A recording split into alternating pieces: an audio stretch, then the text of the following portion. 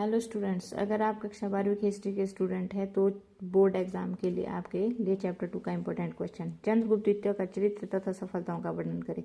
चंद्रगुप्त द्वितीय ने लगभग 40 वर्ष 375 से 415 ईस्वी तक शासन किया।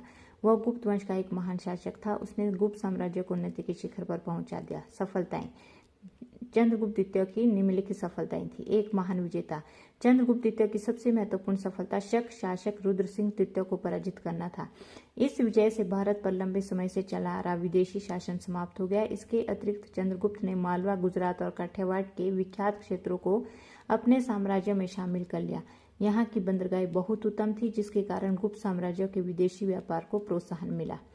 एक कुशल शासन प्रबंधक। विजेता होने के साथ साथ चंद्रगुप्त एक कुशल शासन प्रबंधक भी था। उसके शासन का मुख्य उद्देश्य जन कल्याण था। शासन व्यवस्था को उत्तम ढंग से चलाने के लिए उसने साम्राज्यों को कई इकाइयों में विभाजित किया था। इसमें बड़े योग्य ईमानदारी कर्मचारी नियुक्त किए थे। उसकी न्याय व्यवस्था बहुत उत्तम थी। दंड बहुत नरम थे। लोगों पर कर बहुत कम थे। राज्यों में शांति थी और प्रजा सुखी और समृद्ध थी। कला और साहित्य का संरक्षक। चंद्रगुप्त स्वयं एक अच्छा विद्वान था, इसलिए वह विद्वानों का बहुत सम्मान करता था। उसके दरबार में बहुत विद्वान थे। इनमें संस्कृत का प्रसिद्ध कवि कालिदास था। उसके सहयोग से नालंदा विश्वविद्यालय ने शिक्षा के क्षेत्र में महत्वपूर्ण प्रगति की। चंद्रगुप्त के संरक्षण में भवन निर्माण कला, मूर्तियां, धातु कला, संगीत कला एवं चित्रकला इत्यादि ने आश्चर्यजनक प्रगति की।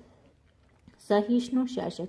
चंद्रगुप्त द्वितीय की महानता इस बात में थी कि वह स्वयं हिंदू धर्म में विश्वास रखता था, परंतु फिर भी उसने सभी धर्मों के प्रति सहनशीलता की नीति अपनाई। अंत में हम ओपी सिंह भाटिया के इन शब्दों से सहमत है। उसका शासन काल बहुत अच्छा था। इससे भारतीय इतिहास के स्वर्ण युग के नाम से भी जाना जाता है। धन्यवाद। अगर आपको मेरी वीडियो पसंद आए तो लाइक, शेयर और सब्सक्राइब जरूर करें।